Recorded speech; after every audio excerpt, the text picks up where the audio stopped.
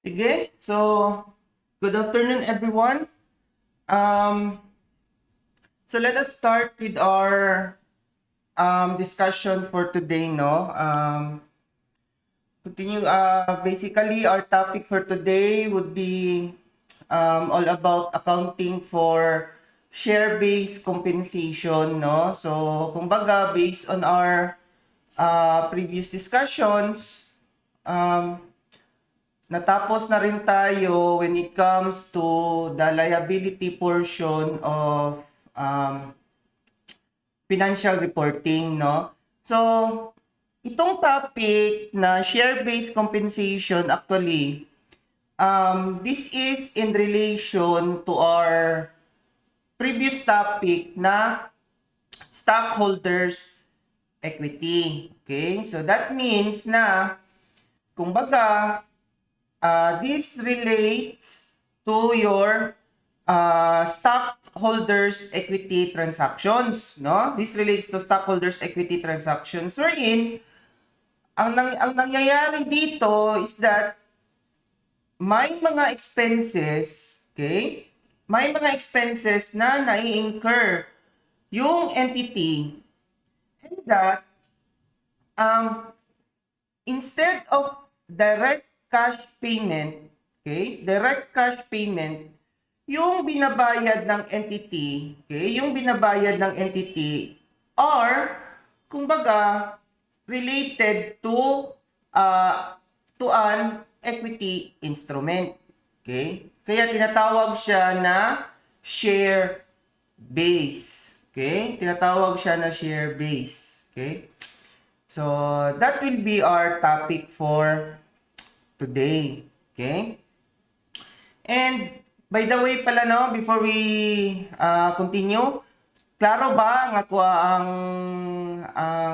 kuan yung voice presentation? Klaro ba? Okay, sir. Okay lang? Sige. So, let us continue, no? So, again, no? Tinatawag siya na share base. Okay? Tinatawag siya na share base kasi nga, yun, this relate to payment of expenses, okay? Or, kumbaga, merong outflow, but instead of cash payment directly, no? Equity instrument yung ginagamit ng entity pang bayad. Okay? So, it just so happens lang, no, na, kumbaga, siguro, may mga expenses kasi, no, when it comes to actual business practice kasi, okay, when it comes to actual business practice, yung tinutukoy natin dito na expenses, okay, yung tinutukoy natin dito na mga expenses, is that, kumbaga, although yung topic natin, yung title ng topic is all about share-based compensation, but the point is, yung expenses na tinutukoy natin dito is that hindi lang siya pertaining to compensation alone. Okay? Klaruhin lang natin yun siya. Okay? Hindi lang nangyayari ang mga share-based payment sa compensation. Okay?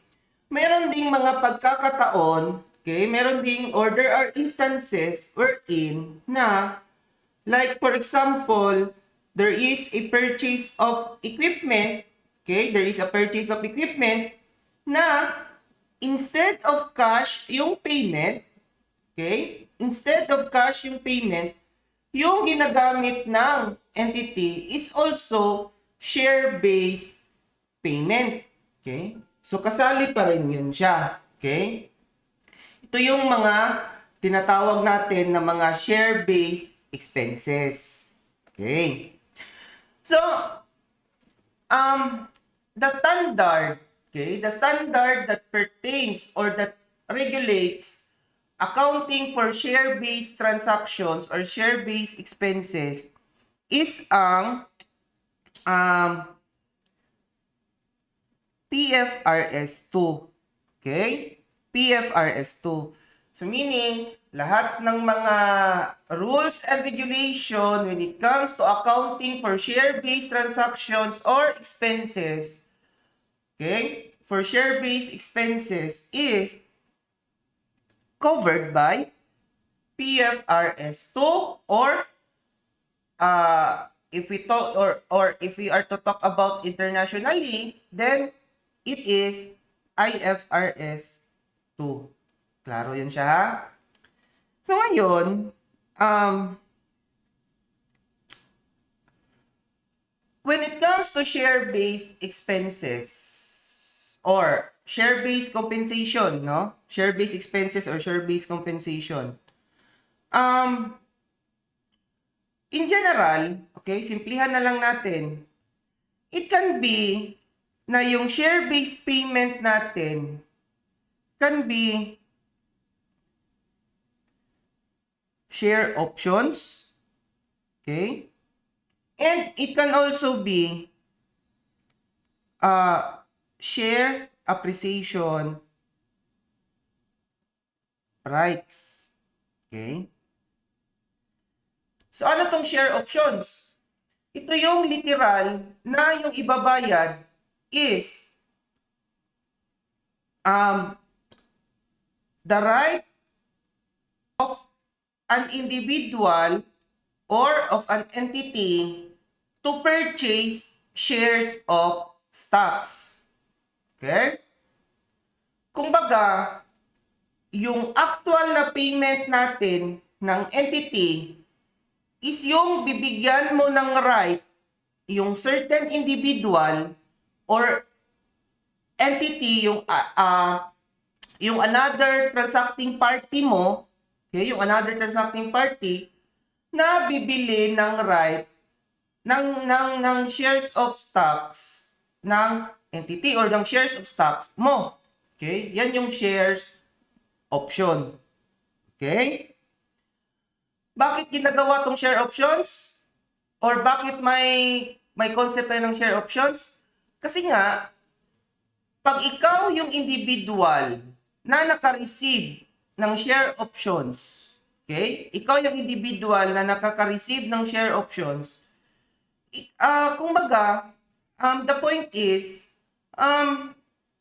makakabili ka ng shares of stocks of a particular entity, which in this case is the issuing entity at a lower price compared to the fair market value. Okay? So to illustrate, let's say the issuing company or the issuing entity of the share option, let's say si A. Okay? Yung other party or other entity, let's say ito si B. Ngayon, may transaction silang dalawa. Okay? Si A, let's say, bumili kay B. Okay? In return, instead of paying cash, sinabi ni A na, sige A, hindi na lang kita bibigyan ng pera in exchange of that item that I have purchased. But rather, I will give you share option. Okay? Yung share option na pinanghahawakan ni B ngayon would give the right to B. Okay? Would give the right to B to purchase shares of stocks. Okay? Shares of stocks of A. Okay? At a lower price. Ang lower price na sinasabi natin dito, ito yung tinatawag na option price.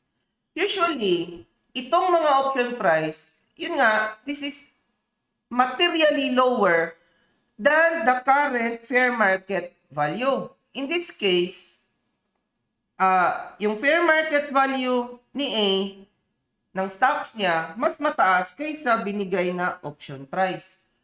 Kaya, sinasabi natin dito na when it comes to share options, okay, when it comes to share options, the share options, may value talaga yan siya. Okay? Yung share options, may value talaga kasi nga, yung effect niyan is that the holder of the particular share options will have the right to purchase a particular shares of stocks at a lower price. Kuha ninyo? Nandun yung value. Okay? Nandun yung value. Kaya, in accounting, we are to really account for share options or share appreciation rights. Nakuha nyo? Kasi nga, yung treatment natin in accounting is that itong mga share options or share appreciation rights is a separate equity instrument. Okay? Bakit tinatawag to na equity instrument? Because generally, para hindi tayo malito, it would affect the equity component of the issuing entity. Klaro ba yon? Klaro? Anyone? Yes. Okay, so let us continue. So yun yung share options, no? So, when it comes to share-based compensation naman ngayon, okay, when it comes to share-based compensation, kumbaga, ang nangyayari lang dito is that, ginagawa ito ng mga entity, no? Ginagawa ito ng mga entity, itong share-based compensation, in addition to the basic, compensation received by its employees, officers, or directors, no? Yung reason lang yan is that basically to promote, yun nga, efficiency of the employees, na kumbaga, because equity instrument yung binibigay, okay? Equity instrument yung binibigay. And that most of the time, nagkakaroon tayo ng share options as a commission or bonus to employees, officers, or directors if the operation of that particular entity is into the positive side. Kumbaga, kung maganda yung operation, most of the time, that is only the case, no? That is the case wherein share options are given. So the point is, kung ako yung empleyado, ako yung director, tapos, if the entity would give me an incentive like a share option wherein yung condition is that for the operation of the entity to be positive, I would really make sure na yung operation ng entity is positive para mabigay yung share option sa akin. Tama? That is number 1. Number 2 is that because this relate to an equity instrument, if I am given a share option and that I would exercise that share option, that would make me a part owner of the entity. Tama, di ba? Kasi nga, pumili ako ng share capital. So that would make me a part owner. That would make me a stockholder. Correct? So the point is, sa tingin ng entity nito ngayon is that this is a win-win solution to control the effectiveness of its employees, officers, or directors. Kasi nga, pag once naibigay yan siya sa kanila and then it would be exercised, the employees, officers, and directors now would think, because mayroon na silang holding sa company, nakabili na sila ng shares of stocks, they would really operate the entity in an effective and efficient way. Kasi nga, part owner na sila. Nakuha niyo ang point? Bakit binibigay ito? Share-based compensation. Okay? So,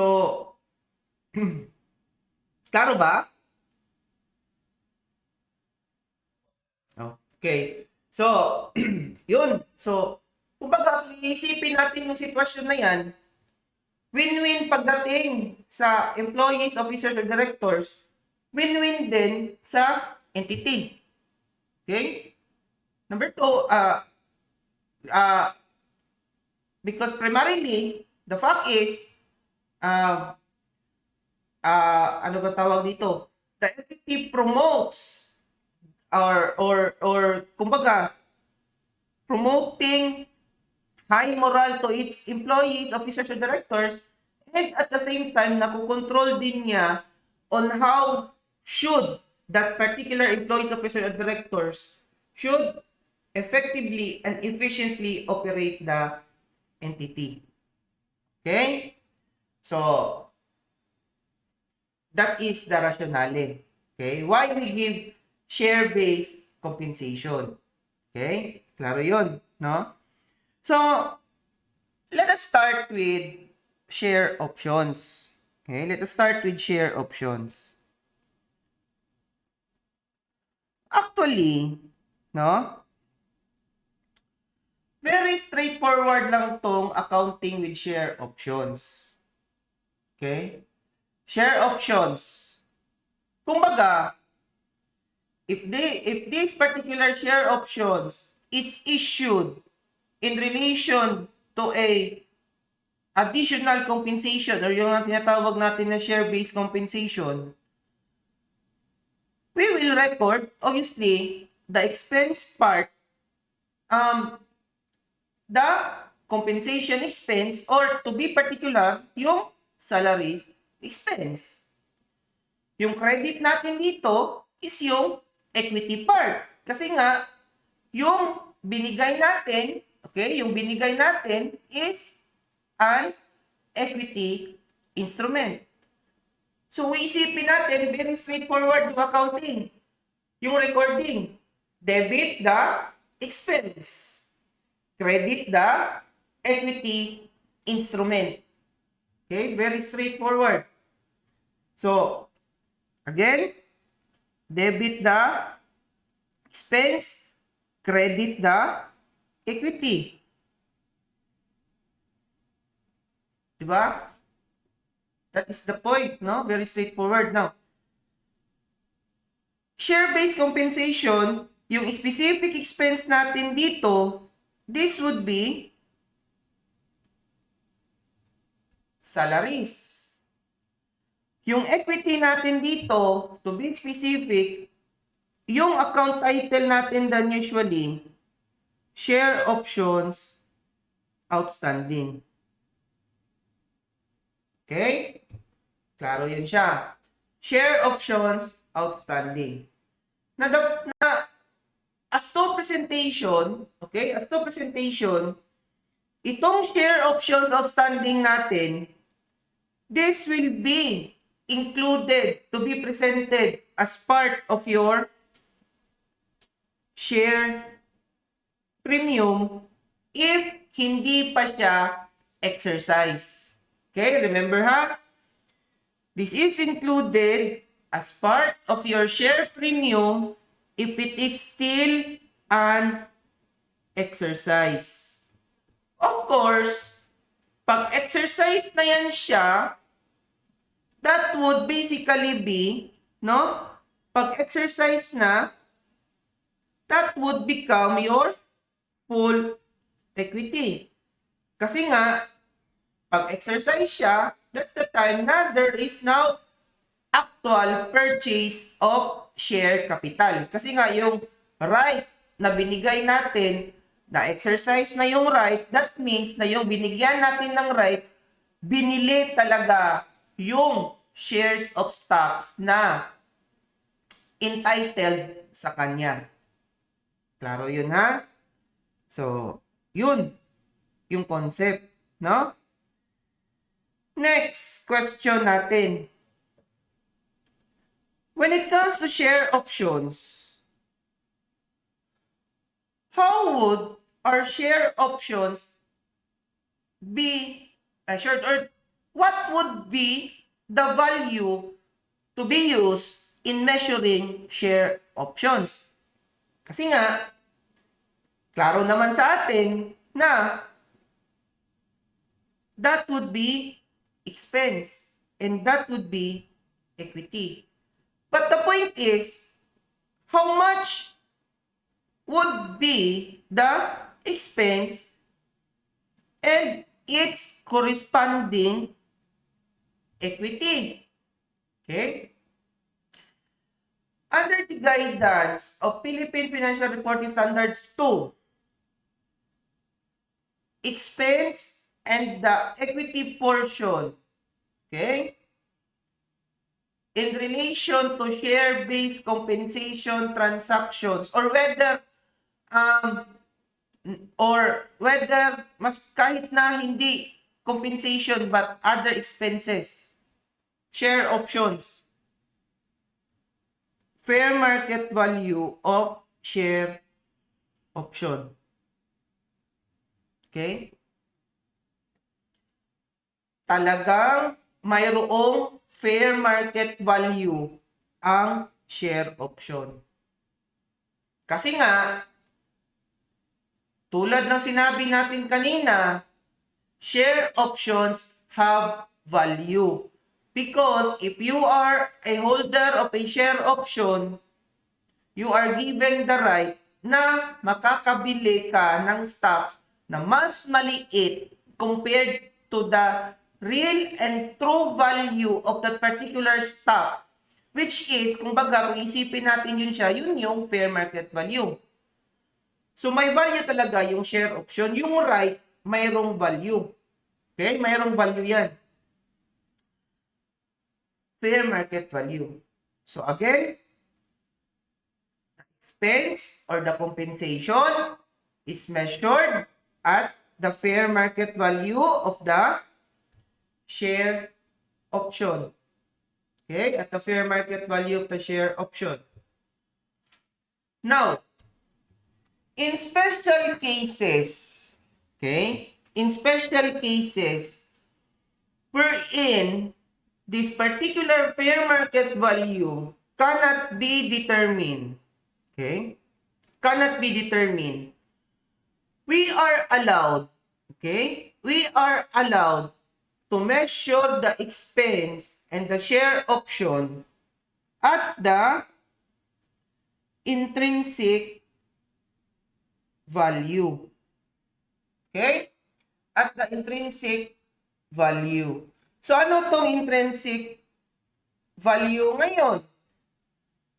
The intrinsic value, okay? The intrinsic value is the difference between the fair market value of the shares, okay, of the issuing entity.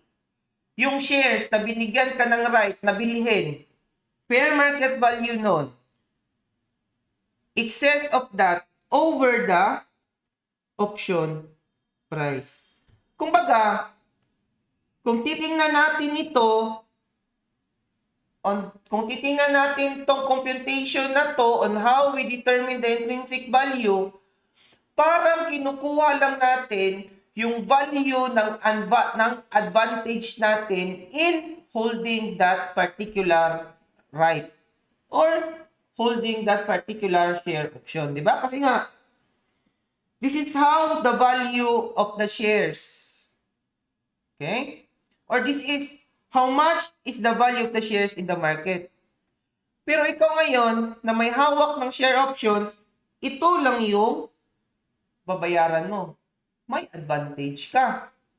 Yung advantage na yon, yan yung intrinsic value. Kuha ba? Klaro? Anyone? Klaro? Hello? Nangatulog pa mo? Hello? Anyone? Napako estudyante? Hi!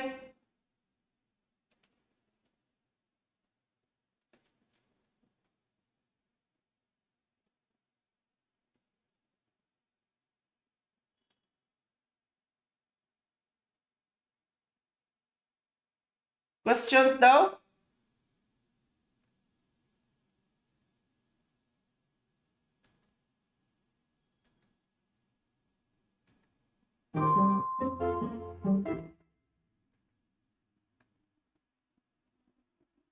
Hello, hello? Di naman lagi mo maningog.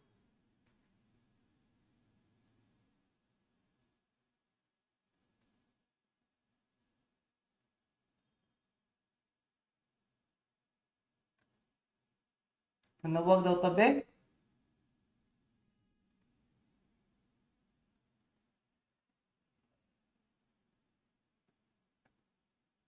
Oh, Almer? Almer?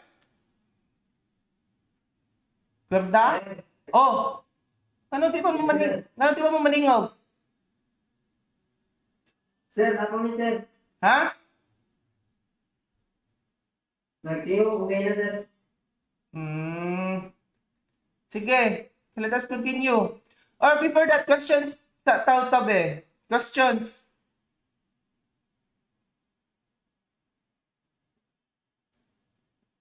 Questions? Wala? Continue ta? Sige sir, continue sir. Sige. So yun, no? So again, strictly, yung basis natin is fair market value of the share options. If the fair market value of the share options is not available, then we will use, intrinsic value. Okay? Intrinsic value. Okay. So, another concept also, no?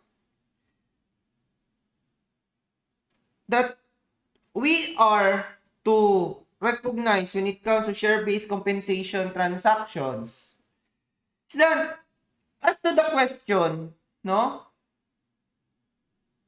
Alam na natin na fair market value.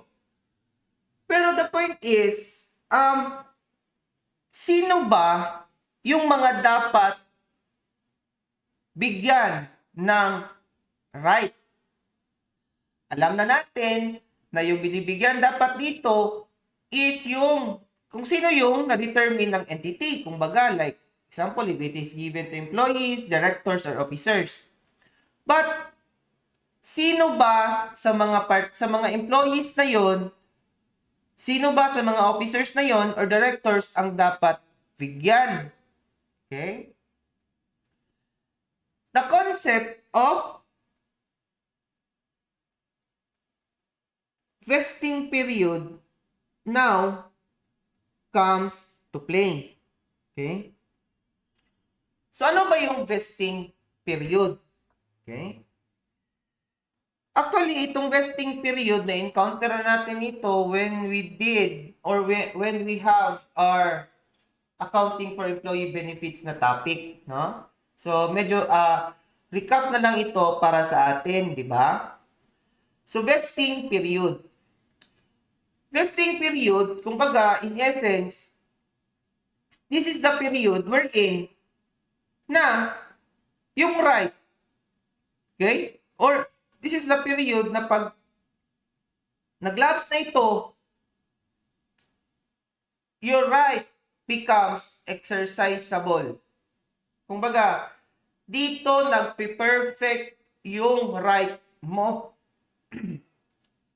So, habang yung vesting period hindi pa natatapos, yung right mo hindi pa perfect. Although, in essence, you will be included sa mga mabibigyan ng right, pero yung actual na pagbigay, okay, or yung actual transfer ng right between the entity to you is mapi-perfect lang yan pag natapos na yung vesting period. Okay? So, anong importansya ng concept ng vesting period? Kasi nga, a share options, once given or executed by the entity, may mga condition, okay? May mga condition na, kumbaga, hindi nagre-require ng vesting period. Or the point is, would vest immediately. So, if that is the case, okay, if that is the case, then recognize immediately the expense and the equity. Klaro? Pag yung vesting period is that it would vest immediately or in essence, walang vesting period. Okay? However, most of the time, may mga vesting period talaga na ina-allocate yung entity. That is, to give, to give leeway na what if may mga empleyado na alis doon sa mga mabibigyan sana ng share options. So the point is, pag umalis sila within the vesting period, they do not have the right to receive the share option. So may mga adjustments tayo na gagawin to the recorded expense and equity. Okay? So you have to remember that, no? Yung concept ng vesting period. And that, no? While we are required to recognize the expense, okay? While we are required to recognize the expense on the date of grant, okay? While we are required to recognize the expense on the date of grant, we are also primarily required na pag may vesting period, hindi 100% yung i-recognize na expense on the date of grant. Klaro yun ha? So pag may vesting period, hindi i-recognize immediately or 100% yung expense at share option. The point is, pag may vesting period, yung recognition ng expense and the equity instrument pertaining to your share options outstanding would be divided, okay, by the vesting period. Klaro yun. So, example lang, no? Example. A entity issued share options to its employee amounting to, let's say, 1 million. Okay? And the employees would receive these particular share options after 3 years. So the point is, yung vesting period natin dito, 3 years. Yung value ng share options, 1 million. And that, let's say this is 2020. In 2020 alone, hindi natin pwede na i-recognize immediately as expense and share option outstanding 1 million. Kasi nga, mayroong vesting period. Okay? Kasi nga, may vesting period. So the procedure is 1 million divided by 3 years. So that means 1 million divided by 3 years, that is, I think, 333,000 something. So 1 million divided by 3. Okay, so correct, it is 333,333. per year. Yan yung expense natin. Okay? Yan yung expense natin per year. So if we are to record that, we will debit salaries expense in 2020,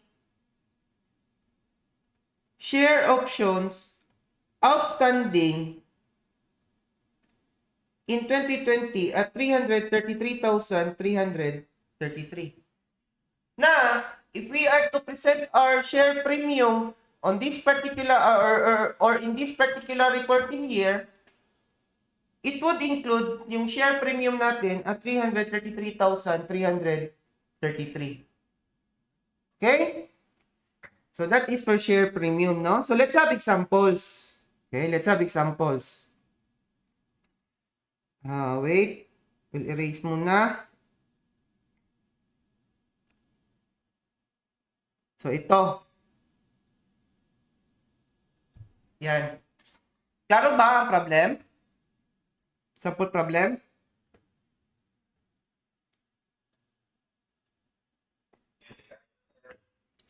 Dili kayo? Sir, tol ba? Ha?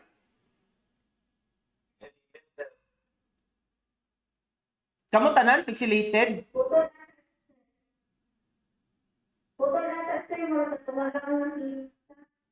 Kana.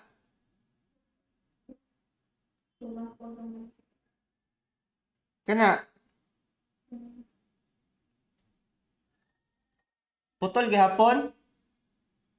Pagputol yun, sir.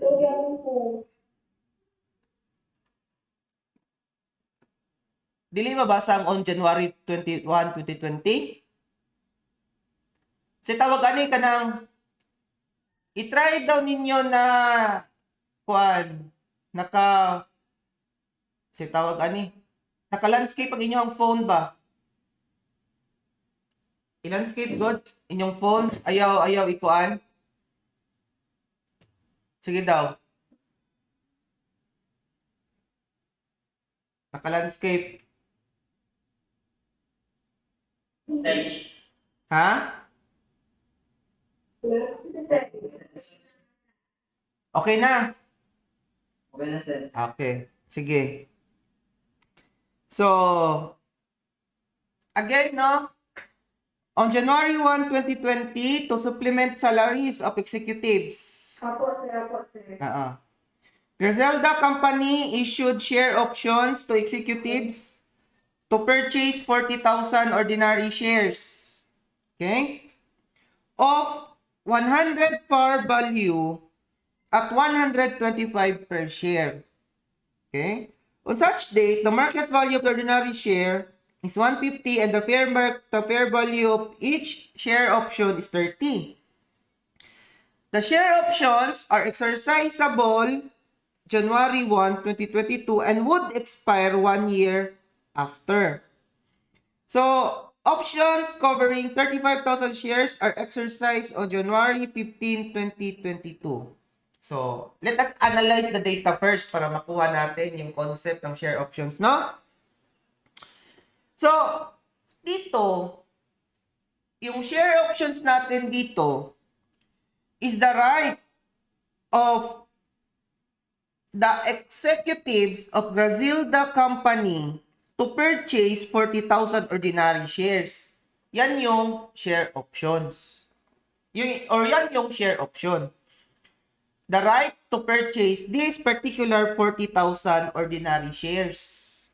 Ngayon, yung shares of stock ni Griselda Company is 100 pesos. But, yung option price na binigay sa mga executive is 125. Now, ngayon, tingnan natin, paano naging share option ito? Or paano naging share option ito? Kasi kung titingnan natin class, no? Kasi kung titingnan natin, yung fair market value, okay? Yung fair market value ng shares of stocks ni Griselda is 150. Di ba may advantage if you are the holder of the right? Kasi yung market price is 150, ikaw na naghahawak ng right ngayon to purchase at a lower price, yung price na binigay para sa'yo is 125 lang. So that is share option. Okay? Na yung value na yon, yung fair market value nun, yung nung right na pinanghahawakan mo, that is 30 pesos. But, yung right na ito na pinanghahawakan ng mga executive would only be perfected, okay? Would only be perfected starting January 1, 2022. So question, may vesting period ba ito or wala?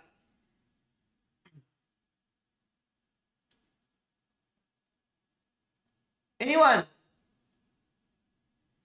May vesting period or wala? Ha? Mayroon or wala? The answer is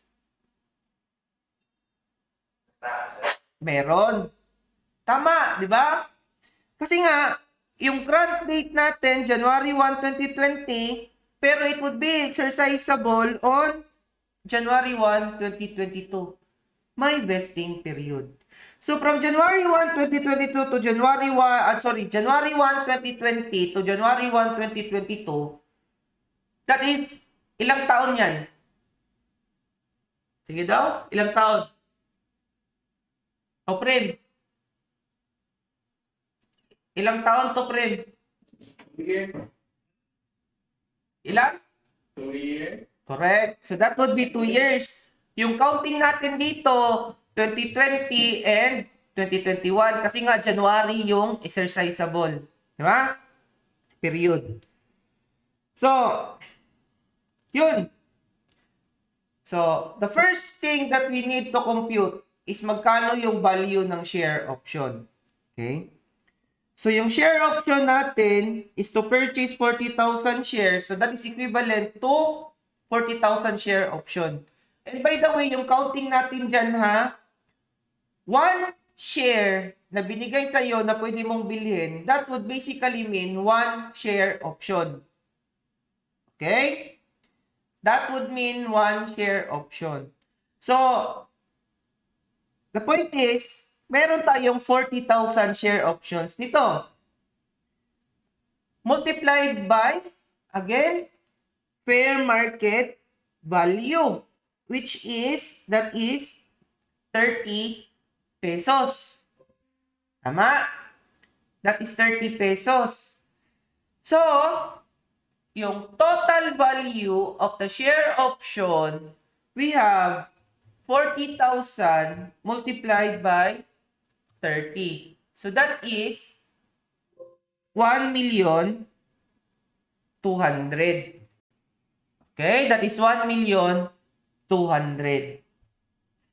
And because there is a vesting period, hindi 1,200,000 yung i-report natin as expense in 2020. But rather, we need to divide this by 2 years. So, the point is, 1,200,000 divided by 2 years, yung annual recognition natin of the expense and the share option outstanding is 600,000. Klaro ba? So how are we going to record that? In 2020, okay? In 2020, debit, salaries, expense. Okay? Credit, your equity, share options, outstanding. Okay? At 600,000. Okay. In 2021, same entry, salaries, expense, credit, share options, outstanding. Still at 600,000. Okay, very basic, straightforward journal entries lang yan. Now, on January 1, 2022, okay, on January 1, 2022, the options are exercised. But, yung na-exercise lang is only 35,000 share options. So, hindi lahat. Okay? So, that means, okay, na kumbaga, if 35,000 share options are exercised, that means 35,000 shares of stocks were purchased. Okay? Were purchased by the executives. The executives who were given the right to purchase the stocks at a lower price. Okay? So, ang problem lang naman natin dito, when it comes to exercise na naman kayo, okay, when it comes to exercise, is that, magkano ba ang purchase price ng shares of stocks? And by purchase price, meaning, yung true purchase price, yung sinasabi na ko dito. Okay? Yung true purchase price. Kasi nga, baka malito kayo, the true purchase price is different from the option price. Klaro yan ha? The true purchase price is different from the option price. Why? Because if we are talking about the true purchase price of exercised share options, okay? If you are talking about the true purchase price of exercised purchase option, yung value niyan is equivalent to the cash price, which is equal to your option price plus your share options outstanding. Klaro yun ha? The cash price, which is equivalent to the option price, plus your share option outstanding. Na, yung amount niyan, less your par value, okay? Less your par value, that would be your share premium. Kuha? The true purchase price minus the par value, that would be your share premium. So, in this particular example, okay, in this particular example, yung option price natin, magkano ngayon? That is 125. Okay, that is 125. So that means na yung cash price or yung cash received ng entity with the exercise of the share option, that is equivalent to 35,000 times 125. So that would be 35,000 times 125. So that is 4,375,000. Okay?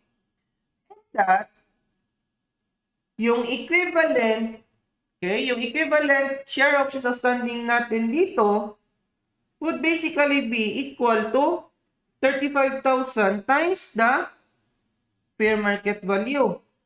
Diba? Of the shares. Kasi yun yung ginamit natin. Exercise na yun siya. So, that is 35,000 times 30. So, that is 1,050,000. And that the true purchase price ngayon, that is 4,375,000 plus 1,050,000. So that would be 5,425,000 less your par value. Okay? Na computed yung par value natin na 35,000 exercise shares multiplied by the par value of 100. Okay? We have 3,500,000. Diba? And deduct that from 5,425 or the true purchase price less 3,500,000. We have a share premium of 1,925 million. So how are we going to recognize that per entry? Debit, cash. Yung cash natin equivalent to our option price, which is 4,375,000.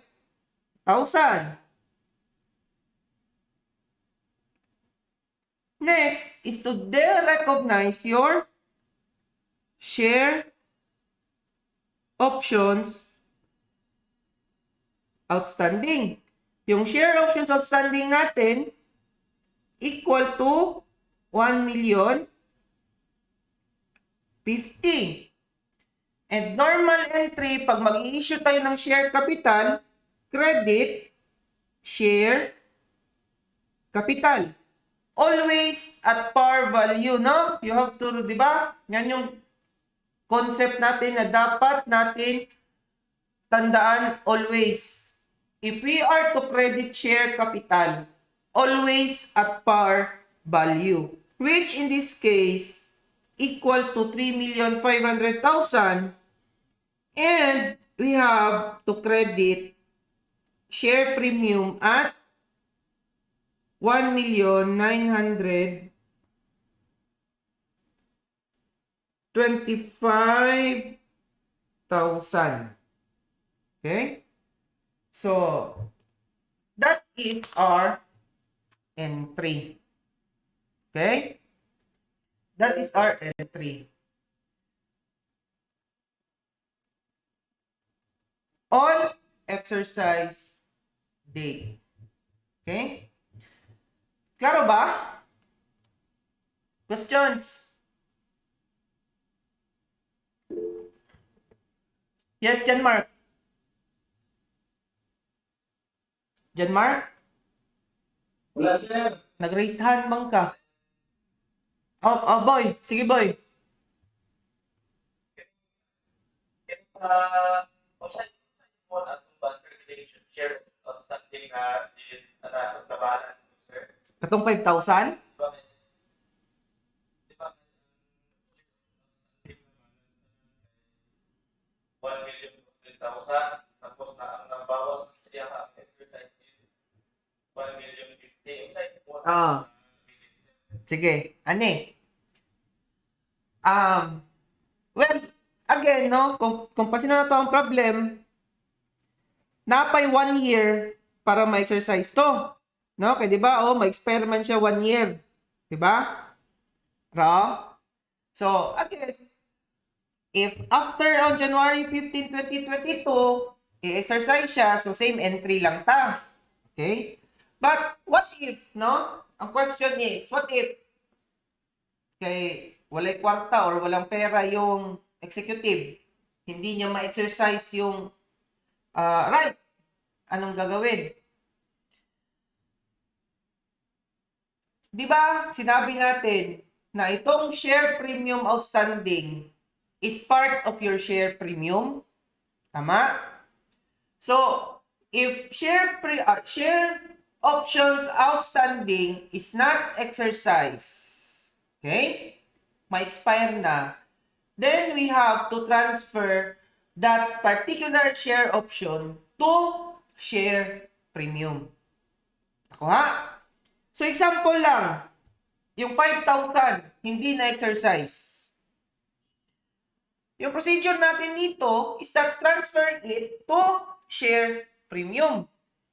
So, magkano yung remaining share options natin? Diba that is only 5,000 kasi 35,000 yung na-exercise. So, 5,000 times 30, yun nga, that would amount to 150,000. Correct? Assuming hindi yan na-exercise, okay? Assuming hindi yan na-exercise, then yung entry lang natin dyan is to debit share options outstanding, okay? Debit share options outstanding, credit share premium at 150,000. Okay? Klaro ba? Okay. Oh, questions pa before we proceed?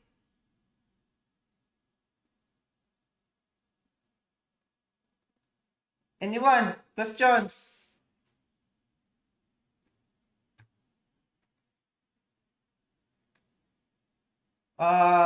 Prem, naka-question Prem? Prem? Wala, sir. Angelica, question?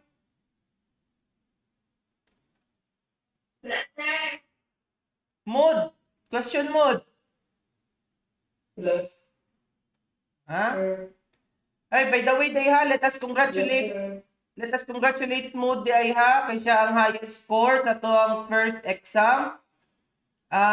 Mood got a score of 40 over 53. So, congratulations, Mood, ha?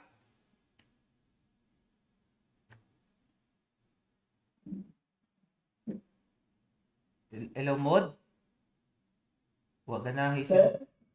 Choppy, sir. Ha? Choppy? Secret na lang to. Hindi ko nga advice. Anyway, sige. So, anyway, questions? Wala. Sige. So, let's proceed with another illustration.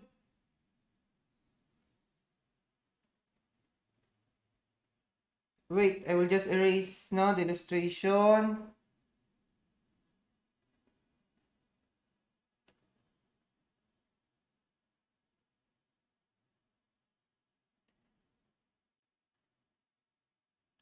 Okay. Next problem. Karo ang problem gihapon? Medyo malap, sir. Ha? Hanap? Pero dili na tunga. Sir. Dili na to na. Sige lang. Signal. Signal na siya. Hindi na ako ma-screenshot, sir, ang question.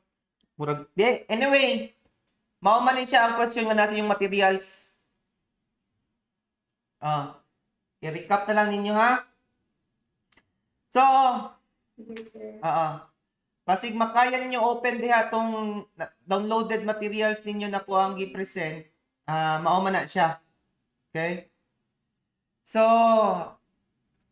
anyway, so next problem. Pure company adopted a share option plan that granted options to key executives to purchase 30,000 ordinary shares with 10 par value. So, yung share options natin dito is 30,000 share options. Okay? So, yung date of grant is January 1, 2020 and exercisable after 2 years. Okay? With the condition na may exercise lang siya if the employee is still within the entity. So the option will expire 3 years from date of grant. So kung 3 years after the date of grant mag-expire yung options, kailan siya mag-expire after the vesting period? Anyone? Question ha? If the option would expire 3 years from the date of grant, kailan siya mag-expire after the vesting period? Sino makasagot? Taube? Kung alam nyo paano ha? Correct. Okay? So 1 year after, no? You have to note that, ha? Vesting period is 2 years. Pero yung grant is exercisable after 3 years of the grant. Diba? Or, sorry, would expire. So that means, 1 year after the vesting period, mag-expire na yung grant. No? Because that is very important. No? You have to know that. So the option price daw was set at 30. Okay? And the market price, meaning yung fair market value, okay, of the grant or of the option on the date of grant is 30.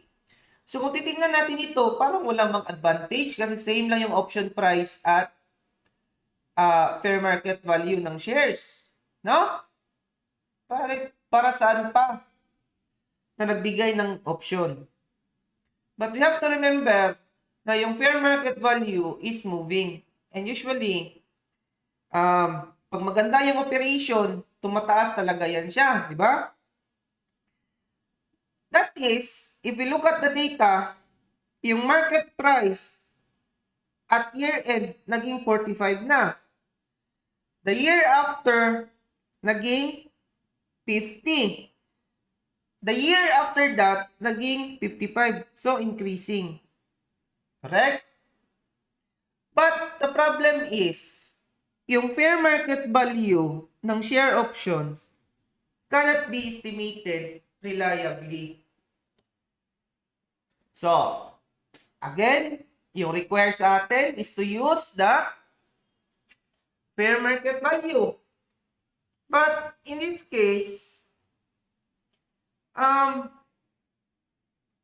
hindi given yung, kumbaga, fair market value cannot be estimated reliably. So, ano yung gagamitin natin dito? Intrinsic. Correct. So, we will use the intrinsic value. Okay? We will use the intrinsic value. So, wait. Okay. So, ngayon, let us try to journalize and compute for this problem. Okay? So, ngayon, in 2020, okay? Klaro yun siya ha, na yung options natin is 30,000. Okay? In 2020, the fair market value is 45 at year end. Okay? The option price, okay, the option price is 30. So, magkano yung intrinsic value natin dito? 15 yata, sir. Correct. So, that is 15. No? Multiplied by 30,000. Okay? Multiplied by 30,000. The total value of the share option, that is 450,000. Kuha, that is 450,000. But again, may vesting period tayo na 2 years. So, divide 2 in 2020. Okay? In 2020, yung expense lang natin dito would equal to 225 Okay? So, entry, very basic. Debit, salaries, credit, share, option, outstanding, at 225,000. In 2021, okay, same entry. Okay? Salaries. I know, wait, sorry. Now, in 2021 ngayon, okay? Kumbaga, 'di ba nagbago yung value ng um okay? Nagbago yung fair market value ng share option. 'Di ba? Kasi nga, kung titingnan natin, in 2020, 45 siya. In 2021 ngayon, naging 50. So that means, in 2021, may bagong intrinsic value. Nakuha ninyo? Kasi nagbago yung fair market value eh. So, or yung share market price ng, or yung fair market value ng shares of stocks. Kuha? So the point is, if we are to compute that, in 2021, yung fair market value, we have 50. Yung option price ngayon na 30. The intrinsic value is 20. Okay? The intrinsic value is 20. Multiplied by 30,000. Okay? Multiplied by 30,000.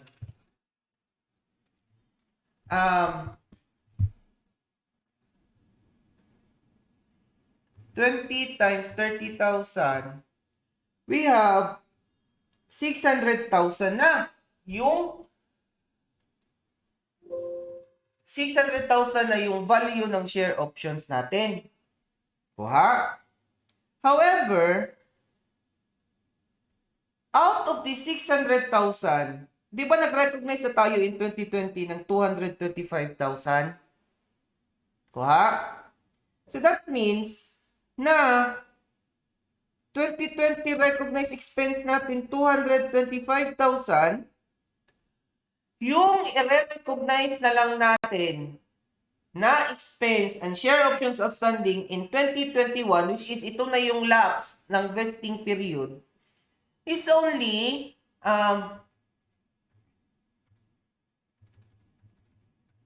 375,000. Nakuha ninyo? Ha? So, ibig sabihin lang ito na if there are changes in the fair market value of the share capital, we also have to adjust, okay? We also have to adjust the intrinsic value. And that encompasses adjustment to the total share option. Kumbaga, pag may changes sa fair market value ng share capital, mababago yung intrinsic value, thereby affecting your total, okay? Total share options outstanding. Itong nangyari dito. Okay? Because in 2020, yung fair market value lang natin is only 45. Nasabi natin or na-account natin na yung total share option outstanding that will be recorded for this particular transaction is only 450,000. Annualized, kaya naging 225 per year. However, in 2021, nagbago ang fair market value. Tumaas at 50. So the point is, yung intrinsic value naging 20. Okay, yung intrinsic value naging 20. So ngayon, yung total share options outstanding natin dito is dapat 600,000 na. Pero, out of the 600,000 na dapat, okay, 225,000 was already recognized in 2020. Kaya, in 2021, 375,000 yung i-recognize natin as, okay, share option outstanding in 2021. So, yung entry natin dyan, basically, is just to debit salaries, credit, share option outstanding at 375,000. Okay? Nakuha ninyo? Hello? Yes, sir. Karo ba? Yes. Sige. Yes, sir. Now, okay. Ngayon, 2022 pa yung exercise date. Diba? Sakto lang kung kailan mag-expire. Tama? Sakto lang. But, the point is, before the shares were exercised, tumaas na naman yung intrinsic value. From 50, naging 55. So the point is, ang nangyari na naman dito ngayon is that instead of 600,000,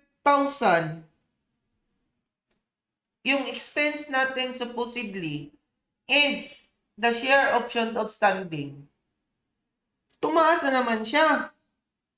Diba? Magkano yung itinaas na intrinsic value natin? Obviously, kung magkano yung tinaas na fair market value. So that would mean na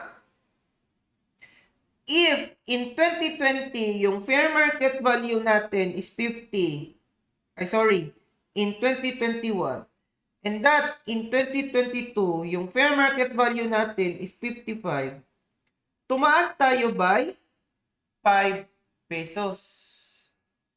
Ano yung effect nito sa intrinsic value natin ngayon? Anyone? Ano yung effect nito sa intrinsic value?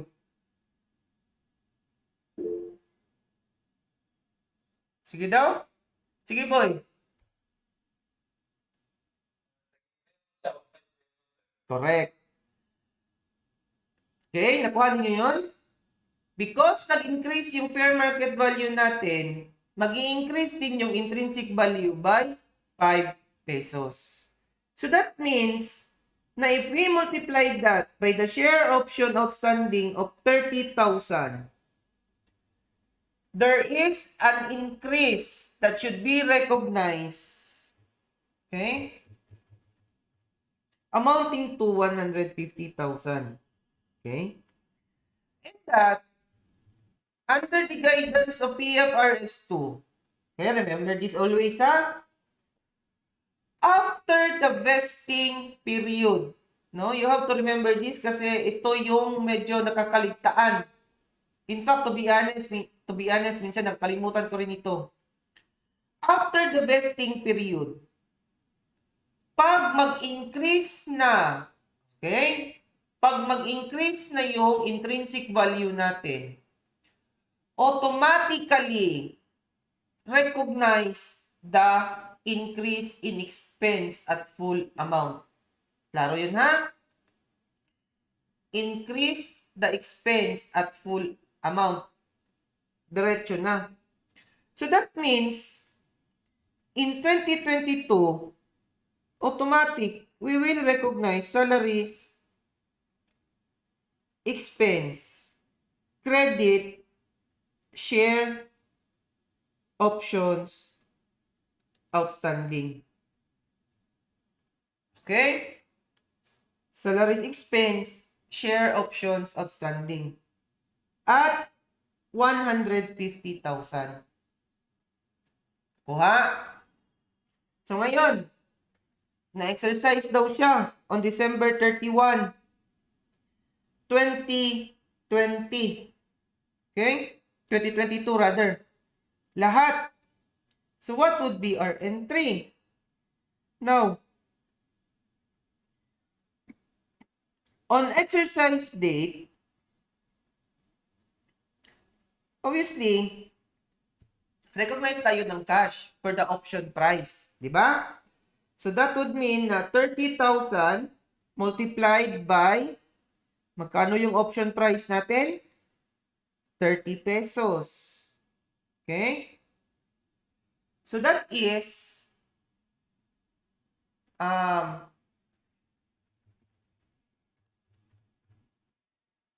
900,000. Kuha, option price.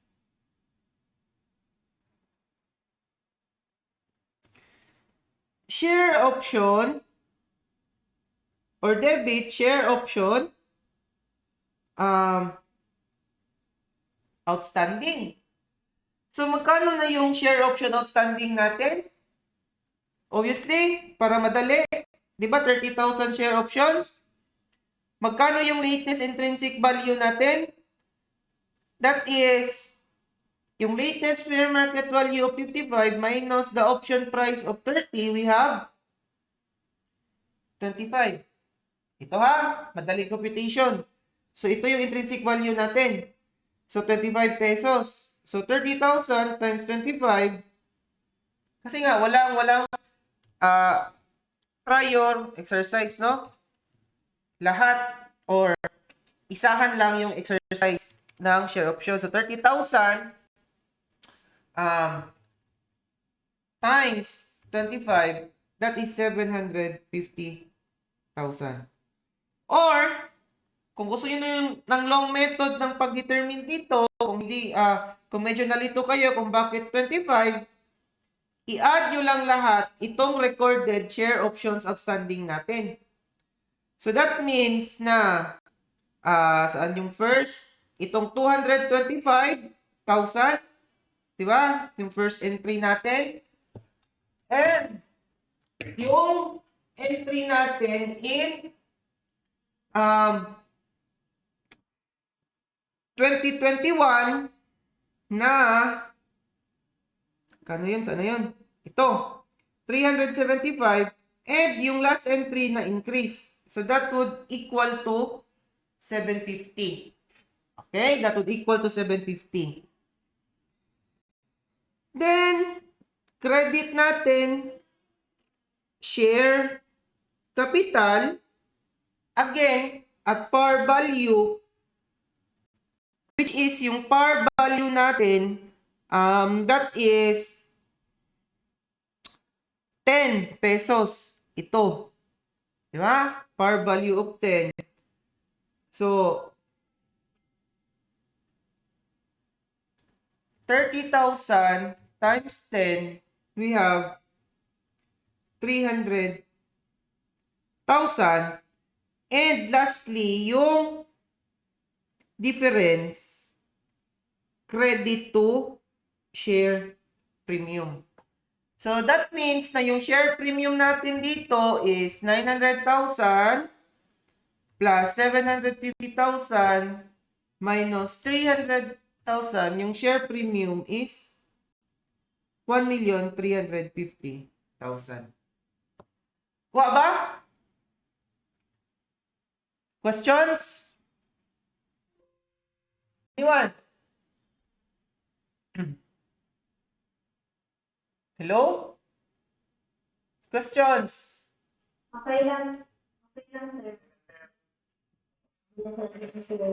sir. Okay.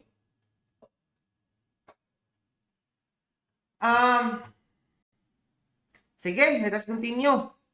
No? Wait.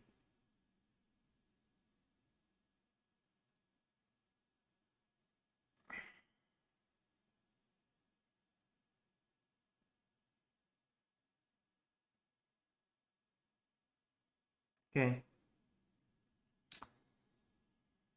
Sige. So, that is share options, no?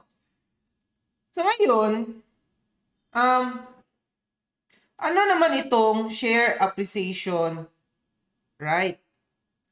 Okay? So, wait. Sige. So, that is share options. So, ano naman ngayon itong share appreciation right? Actually, ang concept ng share appreciation right is that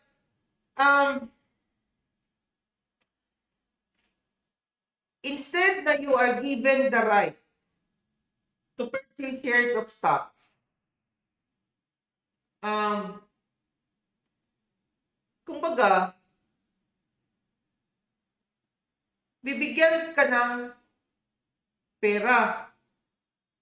But, yung value ng pera na ibibigay sa'yo would base on how, okay, on how the shares of stock would move.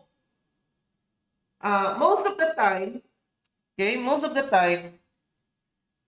yung equivalent value nito is yung increase ng fair market value ng shares of stocks.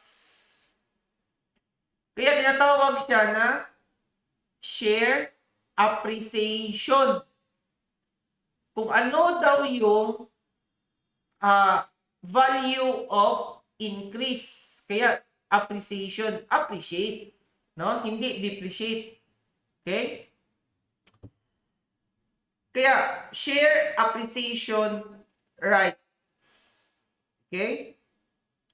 The right to receive a value equivalent to any appreciation of shares. In simple language, the right to receive cash equivalent to the increase in value of your shares of stocks. Okay? So the point is, ang procedure lang natin dito, okay? Because cash yung involved na, okay? Because cash na yung involved. Kung sa share options, yung entry natin is to debit expenses, credit, equity. Di ba? Ito yun in essence. Sa share appreciation right, debit the expense, credit, liability. Sir, bakit liability? Kasi nga, yung entity ngayon is not giving the right to purchase equity. Hindi. But rather, is giving the right to pay cash based on the value of the equity. Kaya, because cash yung ibabayad, liability. Nakuha ninyo? Ngayon, Yes, sir. aside from this, the procedures are the same na. So that means, divide by the vesting period, hindi 100% yung i-recognize every year. Okay? Pag may increase in value, recognize. Okay? So let's have example para mas madali, no? Diretso tayo sa example.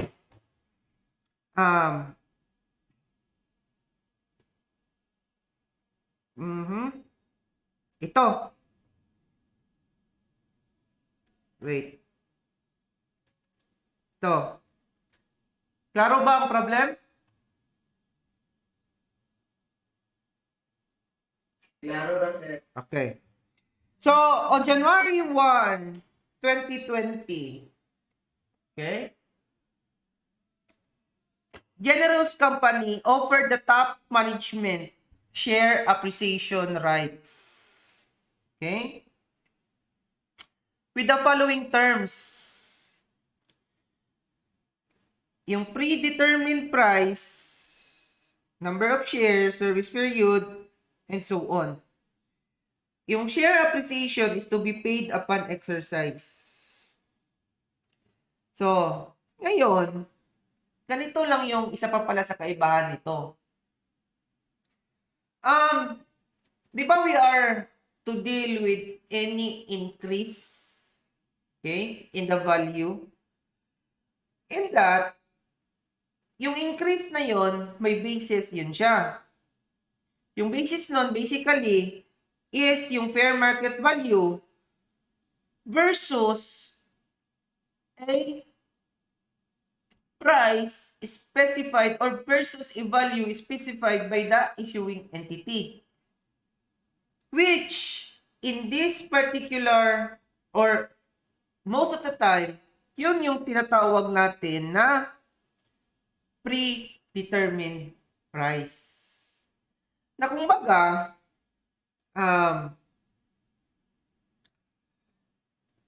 if yung value ng shares ng shares ni Generous Company at the end of 2020 is 56, the employee or sino ba dito yun? Yung top management na binigyan ng right would receive a share appreciation right of 56 pesos, which is equivalent to the fair market value, less your predetermined price of 50 pesos.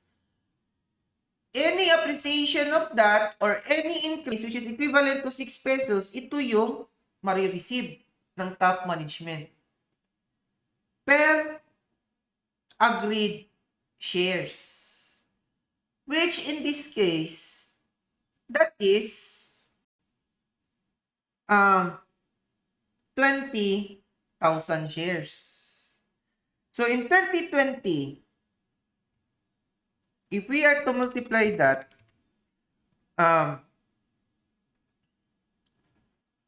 20,000 times 6, we have 120,000.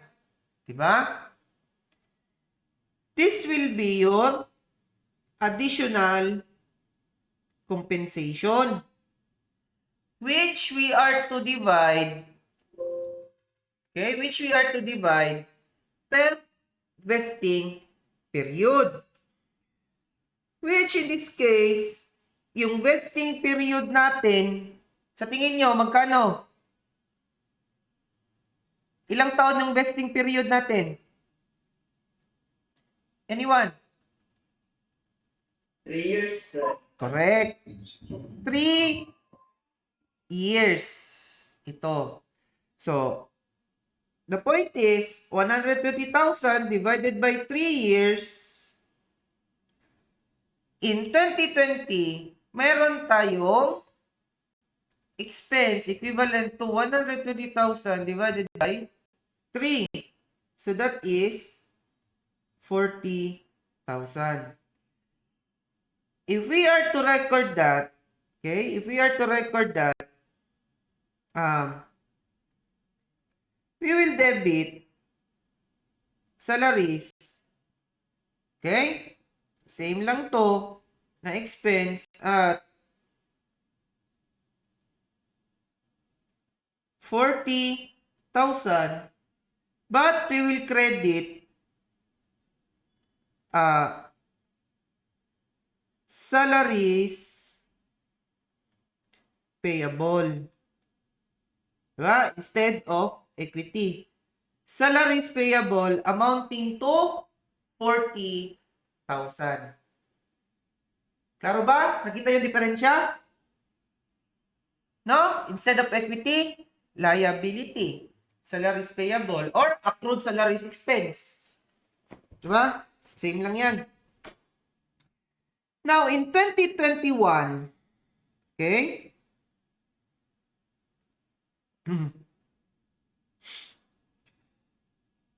In 2021, yung share price increased by 68. So again, we need to make adjustment. So 68 less our predetermined price of 50. So that is 18 yung appreciation or yung increase. Multiplied by 20,000 shares. Okay, multiplied by 20,000 shares. Yung total appreciation natin dito o yung total share appreciation right value is 18 multiplied by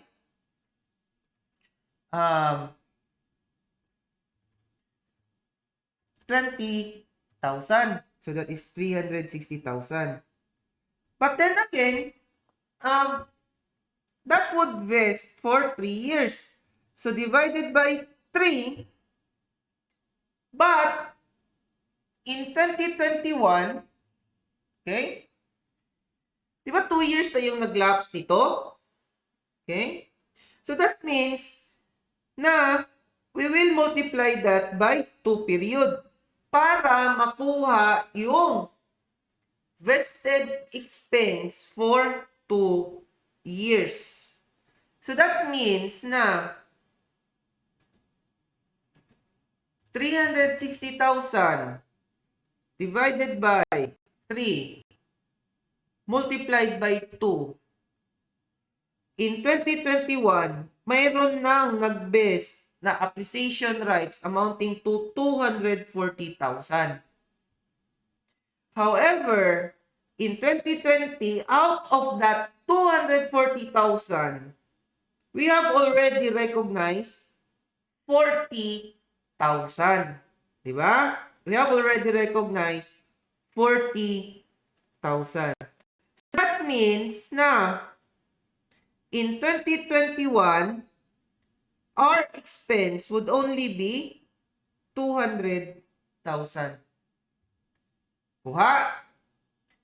Entry in 2021.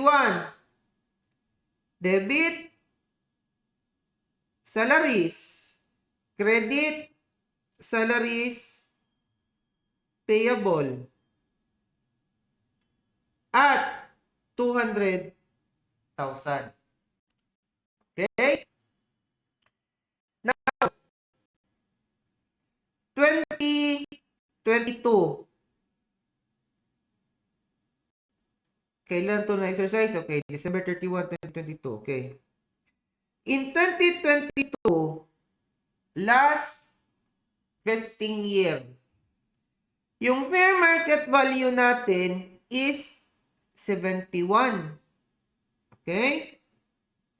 While our predetermined price, again, that is 50. So, yung appreciation, total share appreciation, we have 21. Okay? Now, multiply that by the total rights appreciation shares of 20,000. The total ngayon, that is 21,000 multiplied by 21. So, we have a total of 441,000. Total share appreciation. Ngayon, hindi na natin ito i-divided by 3 multiplied by 3. Why? Kasi, yun nga, nasa 3 years na tayo, di ba? Full vesting period na. Okay? Kasi nga, kung gagawin pa rin natin yan siya, na divide 3, multiplied by 3, di ba? Para tanga, no? Pura tagbuang, no? So, basically, mauna din siya. Okay? So, the point is,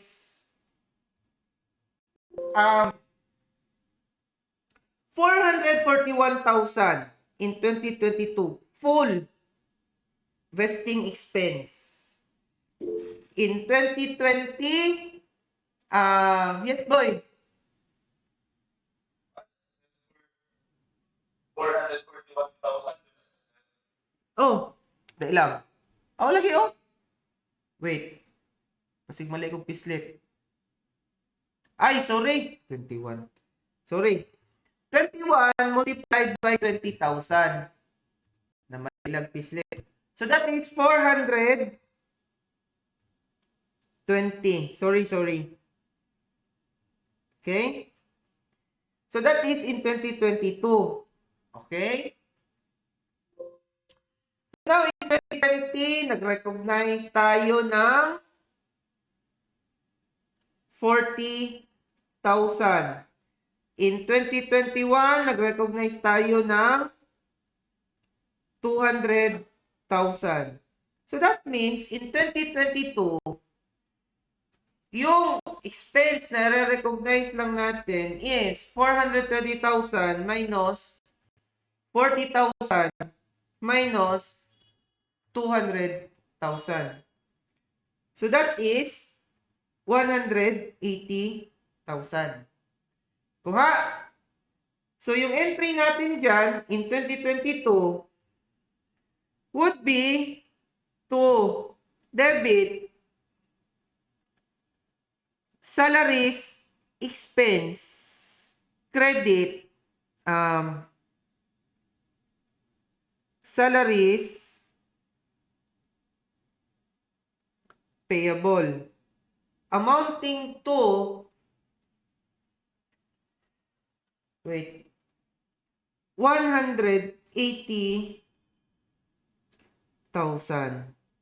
Okay? So that would be our entry. Okay?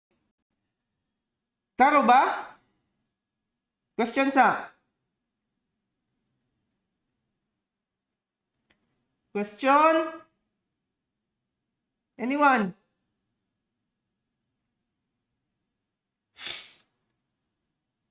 Hello?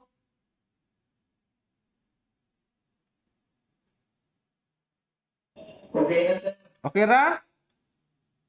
Sige. Yes po. So ngayon, di ba on December 31, 2022, na exercise. So ano na naman yung entry natin dito upon exercise? Normal recording of liability payment. Kasi nga, di ba, liability ito, no? So the point is, debit salaries payable, credit cash. Okay? Now, magkano? Obviously, that is 420,000. Kasi nga, ito yung pinaka-latest na value na na-compute natin, di ba? Or again, kung gusto nyo ng long method, i-total mo lang ito lahat ng salaries payable na na-record natin. So, that is salaries payable of 180, 200, and 40. Okay? So, that would equal to 420,000. Okay? So, that is basic concept of share-based compensation. Okay? So, question, anyone? Klaro na ba? Yes, sir. Ha? Klaro lang? Yes, sir. Sige. Yes, sir. So, wala question? Wala na, sir.